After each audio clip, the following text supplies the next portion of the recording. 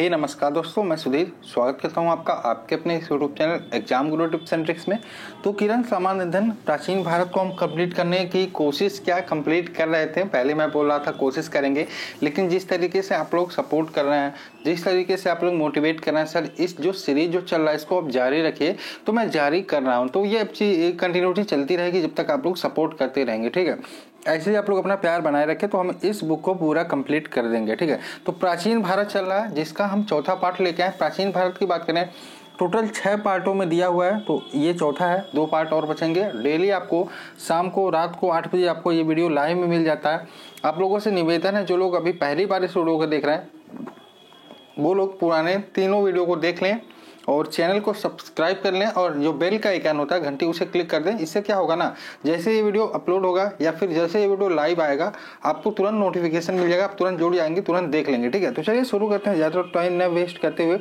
देखिए ये बुक क्यों इंपॉर्टेंट है, क्योंकि इसमें जितने भी प्रीवियस ईयर में एग्जाम 1997 से लेकर 2018 तक सारे जितने भी पूछे गए प्रश्न सबका इसमें संकलन दिया हुआ, इसलिए बहुत ही महत्वपूर्ण हो जाता है, ठीक है। तो आज का जो टॉपिक है पार्ट 4, इसमें लगभग 55 क्वेश्चंस को देखेंगे, ठीक है। तो चलिए शुरू करते हैं।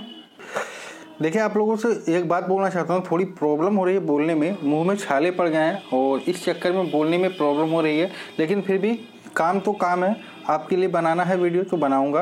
भले ही आप लोग थोड़ा मेरी आवाज़ मोटी लग रही है, क्योंकि पता नहीं क्यों ये प्रॉब्लम हो रहा है बोलने में, ठीक है। तो चलिए शुरू करते हैं टाइप 4 प्रकार के प्रश्नों में। पहला क्वेश्चन आपके सामने है, मोस्ट इंपॉर्टेंट है। उत्तर गुप्त युग में, तो क्वेश्चन आपके सामने है, उपगुप्त युग में जो विश्वविद्यालय प्रसिद्ध हो गया था उसका नाम आपको बताना है। तो ध्यान रखिएगा, नालंदा विश्वविद्यालय। नालंदा विश्वविद्यालय बहुत फेमस है। इसकी बात करें 11वीं सदी में यह बौद्ध धर्म एवं शिक्षा का एक प्रमुख केंद्र भी था, ठीक है। इसका निर्माण, ये भी बहुत बार पूछता है, नालंदा विश्वविद्यालय का निर्माण किसने करवाया था? तो ध्यान रखिए, कुमार गुप्त ने करवाया था। किसने करवाया था? कुमार गुप्त ने करवाया था। बहुत इंपॉर्टेंट है, ठीक है। Next second question, Bharat Napoleon की उपाधि किसे दी गई? तो ध्यान रखिएगा, समुद्रगुप्त को भारत के नेपोलियन की उपाधि दी गई थी, और बहुत ही इंपॉर्टेंट है ये प्रश्न आपके लिए।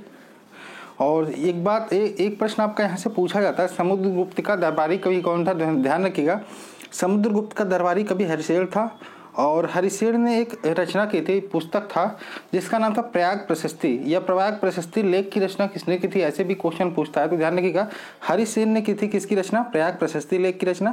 अब देखिए ये वाला प्रश्न है, दूसरे वाले की बात करें तो ये देखिए कितनी बार पूछा गया है।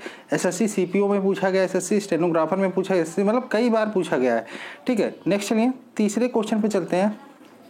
आयुर्वेद के वैद्य चिकित्सा का भगवान किसे मानते हैं? तो ध्यान रखिएगा, किसे मानते हैं? धन्वंतरी को मानते हैं, ठीक है।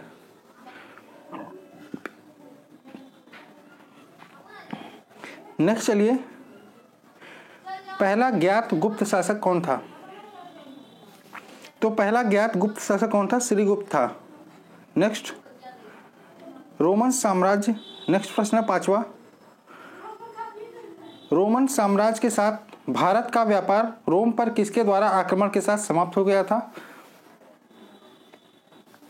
तो ध्यान रखिए, हुणों के आक्रमण के बाद ये समाप्त हो गया था, ठीक है। नेक्स्ट चलते हैं 6ठे प्रश्न पे, आर्यभट्ट और 12 मिहिर के सुविख्यात नाम किसके युग से संबंधित है?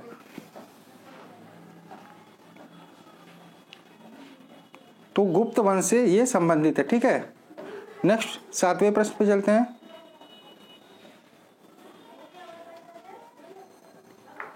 इलाहाबाद के स्तंभ में किसकी उपलब्धियां उत्तीर्ण है?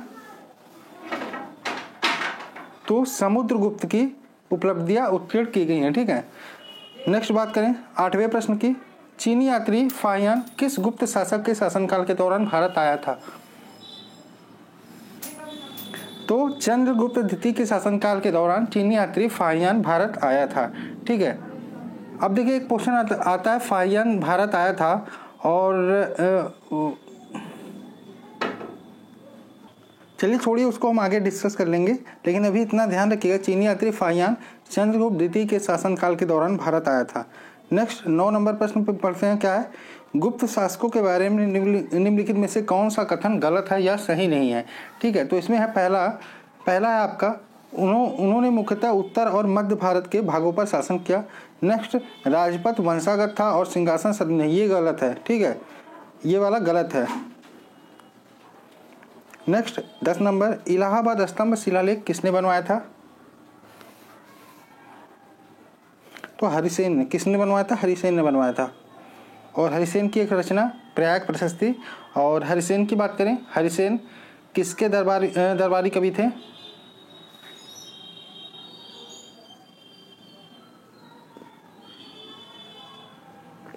समुद्रगुप्त के, ठीक है। नेक्स्ट बात करें, कवि कालिदास किसके राजकवि थे? चंद्रगुप्त विक्रमादित्य के राजकवि थे। कौन? कवि कालिदास। कालिदास की जो भी रचना है उसको आप रट लीजिएगा, बहुत इंपॉर्टेंट है, कई बार पूछी जाती हैं। नेक्स्ट 12 नंबर, गुप्त युग के प्रथम प्रवर्तक कौन थे? तो कौन थे? श्रीगुप्त थे। ये क्वेश्चन रिपीट हो रहा है अभी। गुप्त राजवंश किस लिए प्रसिद्ध था?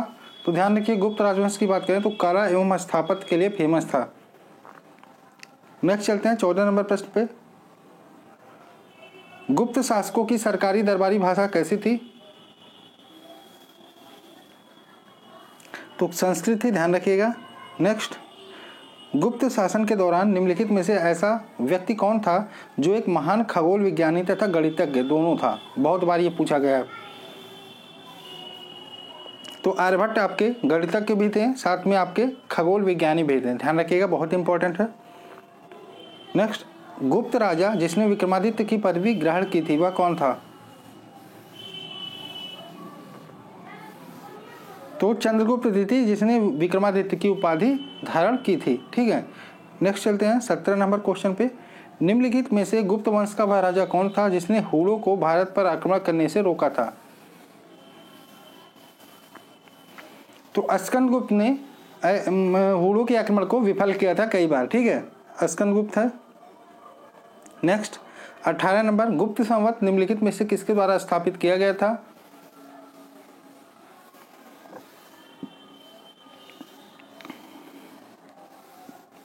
तो किसके शासनकाल में किया गया था? चंद्रगुप्त प्रथम, ठीक है, चंद्रगुप्त प्रथम के शासनकाल में स्थापित किया गया था क्या? गुप्त संवत। नेक्स्ट, गुप्त काल में किस धातु के सर्वाधिक सिक्के जारी किए गए थे? तो गुप्त काल की बात करें, सर्वाधिक सोने के सिक्के जारी किए गए थे, ठीक है। नेक्स्ट, राजा हर्ष ने अपनी राजधानी कहां से कहां ट्रांसफर की, स्थानांतरित की, कुछ भी बोल सकते हैं।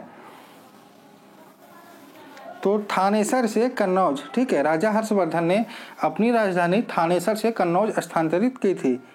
नेक्स्ट बात करें, आर्यभट्ट और कालिदास किस गुप्त शासक के दरबार में थे? चंद्रगुप्त द्वितीय के दरबार में थे। नेक्स्ट, निम्नलिखित में से किनके सिक्के संगीत के प्रति उनका प्रेम दर्शाते हैं? तो किसके? गुप्तों के, ठीक है। नेक्स्ट चलते हैं 23 नंबर, नालंदा विश्वविद्यालय की स्थापना किसके द्वारा की गई? कुमारगुप्त। नेक्स्ट, वाणभट्ट निम्नलिखित में से किस सम्राट के राजदरबारी कवि थे? हर्षवर्धन।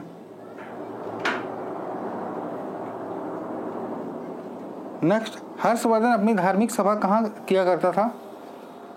ये भी कई बार पूछा गया है।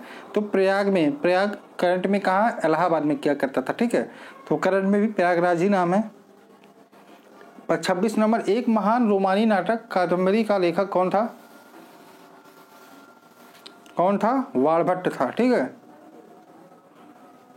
27 नंबर बताइए, निम्नलिखित में से किसकी रचना हर्षवर्धन ने नहीं की है?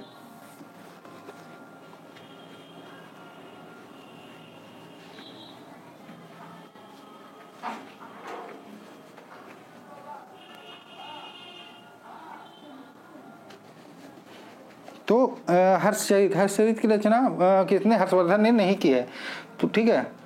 लेकिन हर्षचरित की रचना किसने की है ये भी तो जानना जरूरी है। तो हर्षचरित की रचना किसने की है? आप लोग मुझे कमेंट करके बताइएगा।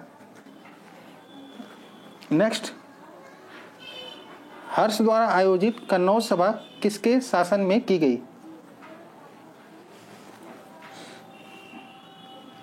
तो कौन सा था? ह्यून ता सांग, ठीक है, ह्यून ता सांग। इनके सम्मान में की गई शासन, मैंने वही तो मैं सोच रहा हूँ शासन कहाँ से आ गया, तो इनके सम्मान में की गई थी ह्यून ते स्वांग, ठीक है। नेक्स्ट चलते हैं, वेन सांग किसके शासनकाल के दौरान भारत आया था? तो चीनी यात्री हर्षवर्धन के शासनकाल के दौरान वेनसांग भारत आया था। नेक्स्ट 30 नंबर देखते हैं। तो 30 नंबर प्रश्न पढ़ते हैं। इसमें है निम्नलिखित में से किस अभिलेख या शिलालेख में सती प्रथा का प्राचीनतम संदर्भ मिलता है? तो भानुगुप्त का था एरड़ शिलालेख, इसमें सती प्रथा के बारे में जानकारी मिलती है, ठीक है। नेक्स्ट चलते हैं 31 नंबर प्रश्न पे।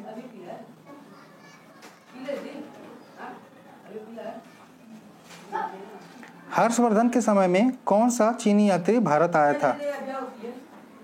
तो कौन आया था? वेनसोंग आया था, ठीक है। नेक्स्ट है 32 नंबर, निम्नलिखित में से वह अंतिम बौद्ध राजा कौन था जो संस्कृत का महान विद्वान और लेखक था? तो ये भी ध्यान रखिएगा, हर्षवर्धन ही था। नेक्स्ट 33 नंबर, इसके बाद देखिए 2 पार्ट और बचेंगे, वो 2 पार्ट आप कंप्लीट कर देंगे तो प्राचीन भारत के जितने भी आपके इंपॉर्टेंट क्वेश्चन होंगे सबको आपने कवर, मैं तो कहता हूँ पूरा प्राचीन भारत आपने रट लिया है। अगर जो अच्छे से आपने एक एक क्वेश्चन का वीडियो देखा होगा, अगर जो आपको नहीं भरोसा तो आप एक बार और वीडियो देख लीजिएगा, ठीक है। उसके बाद आपको कहीं से भी कोई प्रश्न उठाइए प्राचीन भारत का, आप आसानी से कर लेंगे, ठीक है। नेक्स्ट चलिए, राजा हर्षवर्धन के दरबारी कवि कौन थे? वाणभट्ट थे। नेक्स्ट, अजंता और एलोरा की गुफाएं भारत में किस राज्य में स्थित हैं? कहाँ पे हैं? महाराष्ट्र में स्थित, महाराष्ट्र के औरंगाबाद जिले में ये पड़ती हैं, ठीक है। नेक्स्ट, विक्रमशिला विश्वविद्यालय की स्थापना किसने की थी? तो किसने की थी? धर्मपाल ने की थी, ठीक है। और पाल वंश के शासक थे, ध्यान रखिएगा। नेक्स्ट, 12 मिहिर कौन था या कौन है या क्या है ये भी पता ना। तो 12 मिहिर कौन थे? खगोलज्ञ थे, ठीक है। नेक्स्ट 38 नंबर चलिए, शून्य के सिद्धांत का प्रतिपादन किसने किया था? आर्यभट्ट ने किया था, ठीक है। किसने किया था? आर्यभट्ट। ध्यान रखिएगा, आर्यभट्ट एक खगोलज्ञ साथ साथ गणितज्ञ भी थे। चीनी यात्री सुंग यून भारत कब आया था? तो 1518 ईस्वी में भारत आया था, ठीक है। और बस इतना ध्यान रखिए। नेक्स्ट बात करें, अलवार संतों का आविर्भाव निम्नलिखित में से किस आधुनिक राज्य से हुआ था? आविर्भाव मतलब उदय, ठीक है। अलवार संतों का उदय निम्नलिखित में से किस राज्य से हुआ था? तो ध्यान रखिएगा, तमिलनाडु से हुआ था। कहाँ से? तमिलनाडु से हुआ था। और आलवार वैष्णव संप्रदाय के अनुयायी थे, ये भी ध्यान रखिएगा। चलते हैं नेक्स्ट 41 नंबर प्रश्न पे। लिच्छवी दहित्र किसे कहते हैं? लिच्छवी दहित्र किसे कहते हैं? तो ध्यान रखिएगा, समुद्रगुप्त को लिच्छवी दहित्र कहते हैं। लिच्छवी दहित्र का मतलब हो जाएगा लिच्छवी की बेटी का पुत्र, लिच्छवी की बेटी का पुत्र, ठीक है। नेक्स्ट बात करें, ओदंतपुरी शिक्षा केंद्र निम्नलिखित में से किस राज्य में अवस्थित है? तो ये कहाँ हो जाएगा? बिहार में, ठीक है। नेक्स्ट, गुप्त काल या गुप्त शासन के दौरान निम्नलिखित में से कौन सा सिक्का चांदी में जारी किया गया था? तो रुपया का, क्या नाम था? रुपया का, ठीक है। ये नाम ही ऐसा था, रुपया का। ये चांदी का जारी किया गया था, ठीक है। नेक्स्ट, हर्षवर्धन का समकालीन दक्षिण भारतीय शासक कौन था?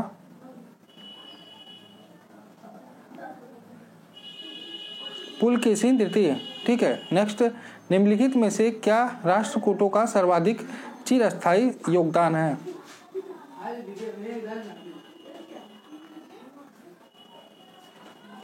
तो इसका ऑप्शन नंबर 2 हो जाएगा, कन्नड़ काव्य के 3 कवि पंपा, पुन्ना और रान्ना तथा कैलाश मंदिर, ठीक है। नेक्स्ट 46 नंबर, रवि कीर्ति जो एक जैन थे और जिन्होंने एहोल प्रशस्ति की रचना की थी को किसका संरक्षण प्राप्त था? संरक्षण मतलब उनको कोई कुछ भी मतलब कह सकते हैं, उनका बाल भी बांका नहीं कर सकता, या फिर वो उनकी देख रेख में रहते थे। तो ध्यान रखिएगा, ये तीसरा पुलकेशिन द्वितीय का संरक्षण प्राप्त था। नेक्स्ट बात करें 47 नंबर, किसके शासनकाल के दौरान अजंता की गुफाएं निर्मित की गई? तो ध्यान रखिएगा, महाराष्ट्र के औरंगाबाद जिले में स्थित अजंता की गुफाएं और किसके गुप्त शासनकाल के दौरान निर्मित की गई थी। नेक्स्ट बात करें 48 नंबर, निम्नलिखित में से कौन सा शिलालेख प्रयाग प्रशस्ति के नाम से जाना जाता है? बहुत इंपॉर्टेंट है। तो मेहरौली का जो शिलालेख है, ठीक है, मेहरौली का शिलालेख वो प्रयाग प्रशस्ति के नाम से जाना जाता है। ठीक है, आते हैं नेक्स्ट 49 नंबर पे, भारत का प्राचीनतम बौद्ध विश्वविद्यालय कौन सा है? नाम बताना आपको। तो तक्षशिला है, सबसे पुराना है। ठीक है,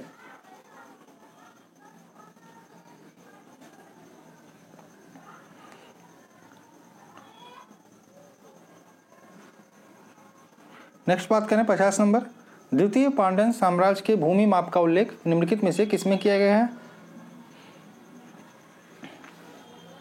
तो ध्यान रखिएगा, ये है हमारा आंसर थलवाईपुरम तांबे के प्लेटों द्वारा। ठीक है, नेक्स्ट 6वीं शताब्दी की शुरुआत में भारत की यात्रा पर आने वाले चीनी तीर्थयात्री कौन थे? ध्यान रखिएगा, सुंग यून, ये 6वीं शताब्दी आने वाले भारत की यात्रा पे थे चीनी यात्री। नेक्स्ट, गुप्त वंश का अंतिम शासक कौन था? तो विष्णुगुप्त आपके गुप्त वंश के अंतिम शासक थे। नेक्स्ट, चालुक्य राजा या चालुक्य शासन पुलकेशिन के हर्षवर्धन पर विजय किस वर्ष हुआ था? ध्यान रखिएगा, ये 618 ईस्वी में हुआ था।